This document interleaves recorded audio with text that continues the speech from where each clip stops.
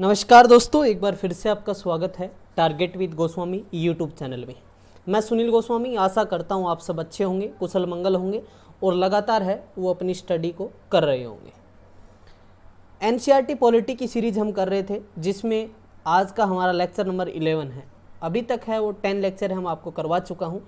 Description में link दिया हुआ है या इसके साथ साथ प्लेलिस्ट भी बनाई हुई है अलग से, ताकि आपको किसी प्रकार की कोई कठिनाई का सामना ना करना पड़े और इजीली आपको जो है ये एनसीईआरटी पॉलिटी की सीरीज़ कंप्लीट मिल जाए। ये बुक भी आप परचेज करके पढ़ सकते हैं, कोई प्रमोशन नहीं है। आपकी इच्छा हो तो बहुत सारे बच्चों को होता है कि हमारे पास बुक हो तो हम पढ़ें अच्छे से, ठीक है। थोड़ा डीपली पढ़ना चाहें तो आप पॉलिटी के लिए लक्ष्मीकांत बहुत ज़्यादा डीपली है यूपीएससी और स्टेट पीसीएस के लिए, या फिर परीक्षा वाणी की बुक आती है वो काफ़ी अच्छी है, वो भी आप पढ़ सकते हो। आज का जो ये हमारा इस बुक का चैप्टर नंबर 9 है जिसका नाम है मंत्री परिषद काउंसिल ऑफ मिनिस्टर्स। इसके बारे में हम डिस्कस करने वाले हैं। कौन कौन से इंपॉर्टेंट क्वेश्चन बनेंगे इसमें, प्रधानमंत्री के बारे में भी हम डिस्कस करेंगे, उप प्रधानमंत्री के बारे में भी डिस्कस करेंगे। तो चलिए बिना टाइम वेस्ट करते हुए स्टार्ट करते हैं। और आपसे एक रिक्वेस्ट है कि वीडियो को लाइक, शेयर, कमेंट और चैनल को सब्सक्राइब जरूर करें। और हाँ, बेल आइकन भी दबा लें ताकि वीडियो का नोटिफिकेशन तुरंत आपको मिले। चलिए, बाधाएं ऐसी डरावनी चीज़ें हैं जो लक्ष्य से आंखें हटने पर आपको दिखती है। जब आपके टारगेट से जो है आपकी आंखें हट जाती हैं तो आपको लगता है कि बहुत बड़ी कठिनाई ऐसा है, एग्ज़ाम बड़ा हार्ड है, तमाम चीज़ें की नेगेटिविटी आपके माइंड में आती है। और आपका लक्ष्य, वो कहते हैं ना अर्जुन की तरह, कहते हैं कि जो है सिर्फ आंख दिखाई देनी चाहिए आपको, ठीक है भाई। चलिए, फर्स्ट क्वेश्चन है, प्रधानमंत्री की नियुक्ति का प्रावधान संविधान के किस अनुच्छेद के अंतर्गत किया गया है।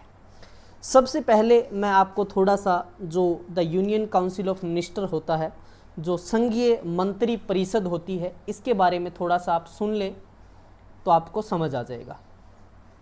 चलिए देखिए, एक आर्टिकल होता है आर्टिकल 53 अनुच्छेद 53 में ये कहा गया है कि संघ की जो कार्यपालिका शक्ति है वो राष्ट्रपति के पास होंगी। किसके पास होंगी? प्रेसिडेंट के पास होंगी, जिसका प्रयोग वह समय या उससे रिलेटेड कोई अधिकारी, अधीनस्थ उसके माध्यम से किया जाएगा, या फिर जो अधिकारी हैं जो मंत्री परिषद से रिलेटेड हैं या उन अधिकारियों से रिलेटेड जो भी हैं वो इसका जो है यूज करेंगे। फिर हम बात करें संविधान का जो आर्टिकल 74 है अनुच्छेद 74 मंत्री परिषद के बारे में है ये, ठीक है। टोटली है काउंसिल ऑफ मिनिस्टर के बारे में है आर्टिकल 74। आर्टिकल 74 के तहत कहा गया है कि राष्ट्रपति को सहायता और सलाह देने के लिए, एडवाइस देने के लिए जो है एक मंत्री परिषद होगी, और जिसका जो है प्रधान कौन होगा? जिसका प्रधान कौन होगा? प्रधानमंत्री होगा, ना कि राष्ट्रपति होगा। समझ आ गया? और यहाँ पर यही क्वेश्चन है कि संविधान प्रधानमंत्री की नियुक्ति प्रावधान संविधान के किस अनुच्छेद के अंतर्गत है। तो 74 तो क्या होगा कि उसमें एक जो है मंत्री परिषद होगी जिसका प्रधान प्रधानमंत्री होगा। और आर्टिकल 75 अनुच्छेद 75 के अनुसार क्या होगा? जो है प्रधानमंत्री सहित अन्य मंत्री परिषदों जो होंगे उनकी नियुक्ति, उनका कार्यकाल, उनका उत्तरदायित्व क्या रहेगा? शपथ, वेतन, भत्ते, उनके बारे में आर्टिकल 75 में है। अब सिंपल आपसे इसमें पूछा गया है कि प्रधानमंत्री की नियुक्ति, तो आप बता दोगे आर्टिकल 75। इसमें ये ऐसे भी सेक्शन भी लगाया होता है। प्रधानमंत्री की नियुक्ति आप सब जानते हैं कौन करवाता है? राष्ट्रपति जो है, राष्ट्रपति इसकी अपॉइंटमेंट करेगा, ठीक है। और अन्य मंत्रियों की नियुक्ति भी राष्ट्रपति के द्वारा होती है। प्रधानमंत्री की सलाह पे एडवाइस कौन देता है? प्रधानमंत्री देता है। किसको? कौन सा मंत्री किसको जो है फाइनेंस मिनिस्टर बनाना है, किसको जो है हम बात करें जो गृह मंत्री होता है होम मिनिस्टर बनाना है, किसी को एक्सटर्नल अफेयर मिनिस्टर बनाना है, तो तमाम चीज़ों पे प्रधानमंत्री की सलाह होती है। समझ आ गया? क्लियर है? कोई दिक्कत नहीं है यहाँ तक, ठीक है। तो इन दोनों प्रकार की जो नियुक्तियां हैं वो राष्ट्रपति जो है, इन दोनों प्रकार की नियुक्तियों में राष्ट्रपति स्वतंत्र नहीं है। बस मतलब अपॉइंटमेंट बस नाम मात्र उनका सहारा लिया जाता है, क्योंकि आप सब जानते हैं कि हमारा जो संविधान है वो उसके अंदर राष्ट्रपति नाम मात्र का है, उसके पास शक्तियां नहीं है, सारे जो संवैधानिक प्रमुख होता है, लेकिन राष्ट्रपति की समस्त कार्यपालिक शक्तियों का प्रयोग मंत्री परिषद करती है, प्रधानमंत्री करता है। ठीक है, तो ये चीज़ें आपको ध्यान रखनी है। कुछ चीज़ें और बता दूँ मैं आपको। एक हाँ, यहाँ पर हम बात करें तो जो है मंत्रियों की नियुक्ति है वो परामर्श लिया जाता है, बस इतना आपको ध्यान रखना है इसमें। ठीक है, चलिए आगे अगले क्वेश्चन में करेंगे हम सारी बातें। निम्नलिखित में से कौन सा प्रधानमंत्री बनने के समय लोकसभा के सदस्य थे? लोकसभा के सदस्य थे HD देवगौड़ा, इंदर कुमार गुजराल, चंद्रशेखर, डॉक्टर मनमोहन सिंह। तो जो चंद्रशेखर थे वो क्या थे, उस टाइम पीरियड में लोकसभा के सदस्य थे, बाकी नहीं थे। जैसे हम बात करें HD देवगौड़ा और इंदर कुमार गुजराल और मनमोहन सिंह, ये तीनों व्यक्ति हैं प्रधानमंत्री बनने के समय राज्यसभा के सदस्य थे।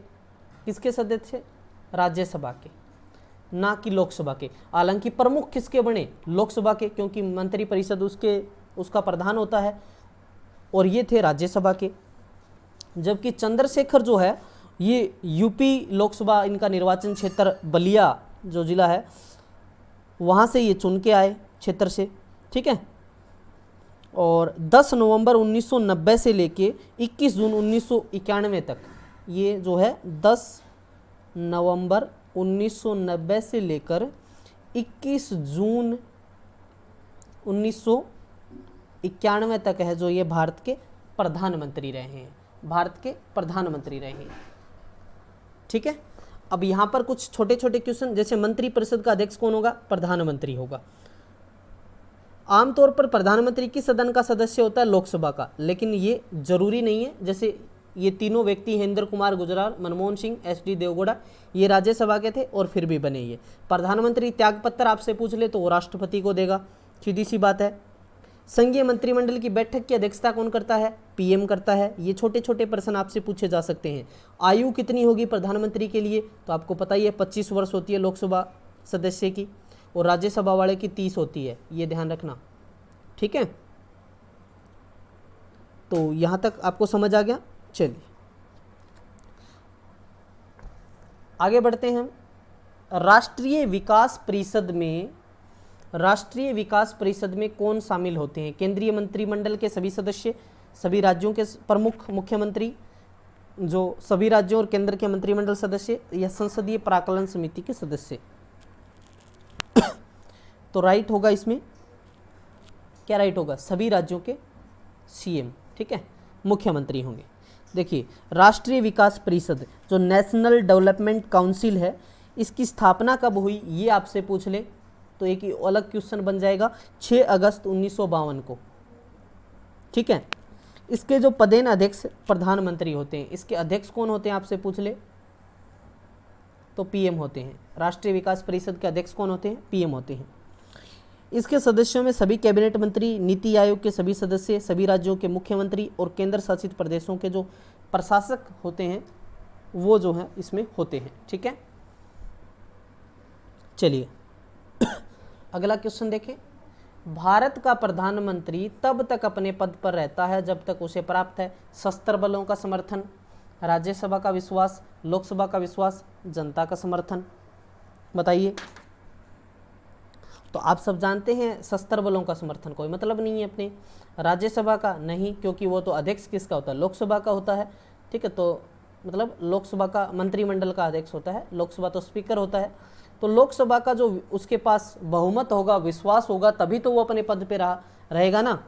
ठीक है, तो जनता का समर्थन नहीं, उनके पास लोकसभा जो चुने हुए MP होते हैं उनका जो है विश्वास होना चाहिए, सीधी सी बात है। ठीक है, प्रधानमंत्री मंत्री परिषद काउंसिल ऑफ मिनिस्टर का प्रमुख होता है, ये मैंने आपको बता दिया। ठीक है, और आर्टिकल 75 अनुच्छेद आर्टिकल 75 जो है के अनुसार मंत्री परिषद लोकसभा के प्रति सामूहिक रूप से उत्तरदायित्व, मतलब कलेक्टिवली जो है रिस्पॉन्सिबल होती है। प्रधानमंत्री तब तक अपने पद पर बना रहता है जब तक उसे लोकसभा का विश्वास प्राप्त होता है। ठीक है, तो ये और हम बात करें त्यागपत्र भी कई बार क्या होता है, अविश्वास प्रस्ताव हो जाता है, उनके पास मतलब उतने एमपी नहीं होते, उनके पास बहुमत नहीं होता, तो फिर वो त्यागपत्र दे देते हैं। ऐसा काफ़ी बार हुआ है। ठीक है, जैसे आपको याद हो, मैं बता भी दूं, जैसे आपको याद हो अटल बिहारी वाजपेयी के लिए जो है आया था, अविश्वास प्रस्ताव आया था ना, तो उन्होंने उससे पहले ही जो है क्या दे दिया था, त्यागपत्र दे दिया था। ऐसा हुआ था। एक और भी प्रधानमंत्री थे, आपको ध्यान हो तो, जो है अविश्वास प्रस्ताव जो है लाया गया, और जो है उन्होंने उससे पहले, जैसे चौधरी चरण सिंह और अटल बिहारी वाजपेयी 2 व्यक्ति थे। ठीक है, प्रधानमंत्री पद से त्यागपत्र देने वाले आपसे पूछ ले प्रथम व्यक्ति कौन थे, वो थे मोरारजी देसाई। ठीक है, और चौधरी चरण सिंह भारत के ऐसे प्रधानमंत्री थे जो अपने कार्यकाल में संसद का सामना ही नहीं किया, वो गए ही नहीं, वो सीट पे बैठे ही नहीं। और एक बार बहुत बार ये क्वेश्चन भी पूछा गया है कि दो बार कार्यवाहक प्रधानमंत्री किसे चुना गया, तो गुलजारी लाल नंदा को, जब जवाहरलाल नेहरू की मृत्यु हुई थी और एक बार लाल बहादुर शास्त्री की मृत्यु हुई थी, तो 2 बार गुलजारी लाल नंदा है, उनको चुना गया था। ठीक है, चलिए, भारत में अवशिष्ट शक्तियाँ किसमें निहित हैं? भारत में अवशिष्ट शक्तियाँ केंद्र सरकार में, राज्य सरकार में, केंद्र राज्य सरकार, स्थानीय शासन, तो सीधी सी बात है केंद्र सरकार होगा। क्या होगा, भारत में जो हम बात करें अवशिष्ट विधायी शक्तियाँ हैं वो केंद्र सरकार में के पास होती हैं। इसका उल्लेख आर्टिकल 248 अनुच्छेद 248 में किया गया है। इन विषयों पर विधि निर्माण मतलब कानून बनाने का जो अधिकार है वो संसद को है। अवशिष्ट विधायी शक्तियाँ से तात्पर्य ऐसे विषयों पर है विधि बनाने की शक्ति, कानून बनाने की शक्ति। ठीक है, जिसका उल्लेख संविधान की कौन सी अनुसूची में, ये भी पूछ लें तो 7वीं अनुसूची में। ठीक है, किसी भी सूची के अंतर्गत नहीं किया गया है। संविधान की 7वीं अनुसूची की किसी भी सूची के अंतर्गत नहीं किया गया है। भारतीय संविधान में अवशिष्ट शक्तियाँ का प्रावधान कहाँ से लिया गया है, ये क्वेश्चन भी आपके लिए बन सकता है। तो क्या बताओगे, कनाडा। ठीक है, कनाडा के संविधान से लिया गया है। ठीक है सॉरी। सरकारिया आयोग का गठन किस विषय पर सुझाव देने के लिए किया गया? कावेरी जल विवाद, केंद्र राज्य संबंध, राम जन्मभूमि विवाद, इनमें से कोई नहीं। सरकारिया जो आयोग है इसका गठन किस विषय पर जो है सुझाव देने के लिए, तो ये केंद्र राज्य संबंध। ठीक है, केंद्र राज्य संबंध याद रहेगा आपको। ठीक है भाई, भारत सरकार ने 1983 में रणजीत सिंह सरकारिया की अध्यक्षता में जो है सरकारिया आयोग का 3 सदस्यीय समिति थी, ये सरकारिया आयोग कमीशन बोला गया, उसका गठन किया गया। कब किया आपसे पूछ ले इस आयोग का गठन, तो आप बताओगे 1983 में। ठीक है भाई, रणजीत सिंह सरकारिया अध्यक्ष था इसका, ये भी ध्यान रखना है आपको। अन्य सदस्य शिवरमन था, AR सेन थे। इस आयोग का गठन है केंद्र राज्य संबंधों मतलब सेंट्रल गवर्नमेंट, केंद्र सरकार और स्टेट गवर्नमेंट के बीच में रिलेशनशिप के लिए इसका जो किया गया था। ठीक है भाई, और पर्सन ये आएगा। इसका आयोग का गठन तो कब हुआ, 83 में, और इसने अपनी रिपोर्ट का प्रस्तुत की 1988 में। 5 साल लगा दी इसमें। ठीक है, चलिए, राष्ट्रीय एकता परिषद अध्यक्ष कौन होता है? राष्ट्रीय एकता परिषद का अध्यक्ष कौन होता है? प्रधानमंत्री, वित्त मंत्री, गृह मंत्री या भारत का राष्ट्रपति? तो प्रधानमंत्री होता है, सीधी सी बात है। वित्त मंत्री अभी कौन है? निर्मला सीतारमण है। गृह मंत्री कौन है? अमित शाह है। भारत का राष्ट्रपति रामनाथ कोविंद है। प्रधानमंत्री नरेंद्र मोदी है। तो राष्ट्रीय एकता परिषद की हम बात करें, नेशनल इंटीग्रेशन काउंसिल का गठन कब हुआ, ये आपसे पूछे तो आप क्या बताओगे? अक्टूबर 1961 में। उस टाइम जो प्रधानमंत्री कौन थे? जवाहरलाल नेहरू द्वारा जातिवाद मतलब कास्टिज्म, सांप्रदायिकता कम्युनलिज्म और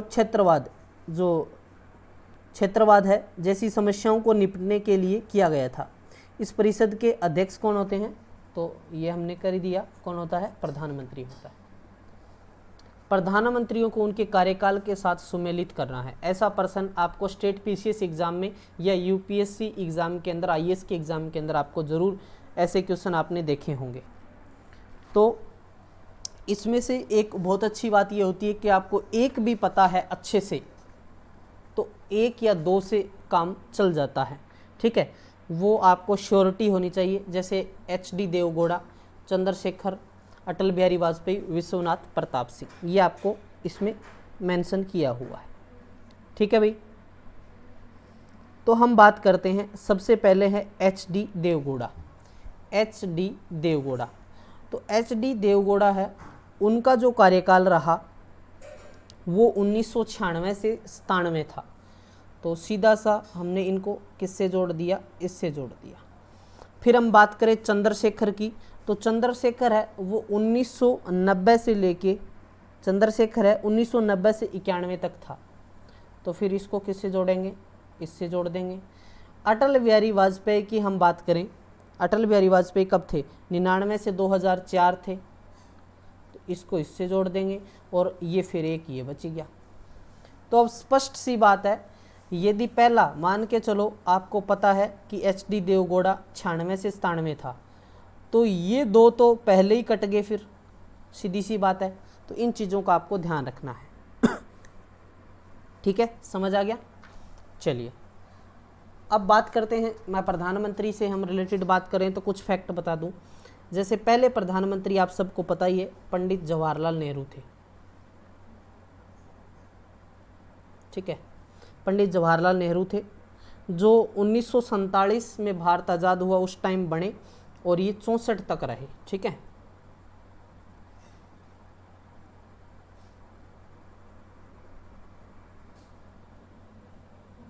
समझ आ गया, 64 तक ये रहे। और अब फिलहाल जो हैं भारत के प्रधानमंत्री नरेंद्र मोदी हैं, जो लगातार 2014 से लेके अभी तक चल रहे हैं, ठीक है। और उप प्रधानमंत्री की हम बात करें तो पहले कौन बने थे, सरदार वल्लभ भाई पटेल, ठीक है, उसी टाइम बना दिए गए थे, 47 से 50 तक रहे थे ये, सरदार वल्लभ भाई पटेल।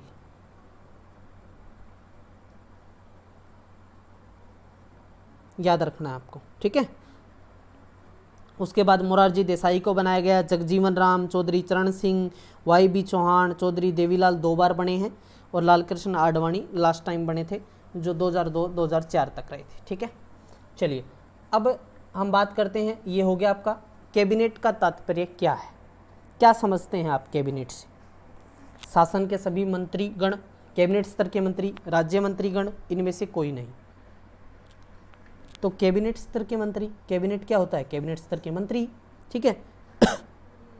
देखिए मूल संविधान में जो कैबिनेट या मंत्री पर शब्द है उसका प्रयोग नहीं किया गया था हमारे मूल संविधान में, लेकिन नहीं था तो फिर क्या होगा, 44वां संविधान संशोधन होगा। क्या हुआ, 44वां संविधान संशोधन हुआ, कब हुआ, 1978 में। उसके द्वारा जो है मंत्रिमंडल शब्द का प्रयोग पहली बार आर्टिकल 352, अनुच्छेद 352 के अंतर्गत किया गया। 3 बात बता दी, 44वां संविधान संशोधन 1978 में जोड़ा गया, आर्टिकल 352 के द्वारा ये मंत्रिमंडल जोड़ा गया। मंत्रिमंडल का आशय मंत्रियों के उस समूह से है जिसमें प्रधानमंत्री तथा मंत्रिपरिषद के कैबिनेट मंत्री शामिल होते हैं। मंत्रिपरिषद में प्रधानमंत्री, कैबिनेट मंत्री, राज्य मंत्री और कई उप मंत्री भी बना दिए जाते हैं, वो शामिल होते हैं। उप प्रधानमंत्री के पद का सृजन, देखिए पहली बात तो उप प्रधानमंत्री का पद है वो हमारे संविधान में उसका कोई जो है मतलब ही नहीं है, सीधी सी बात है, संविधान के प्रावधानों से हटकर है ये बात, सीधी सी बात है, ठीक है। बी इसमें राइट होगा, सीधा सीधा बता रहा हूँ मैं आपको, संविधान के अंदर ऐसा कोई उल्लेख नहीं है हमारे कि उप प्रधानमंत्री हो। ये जो है राजनीतिक दल हैं वो मतलब इसकी नियुक्ति कर दी इन्होंने, बस किसी को राजी करने के लिए समझ लो, ठीक है।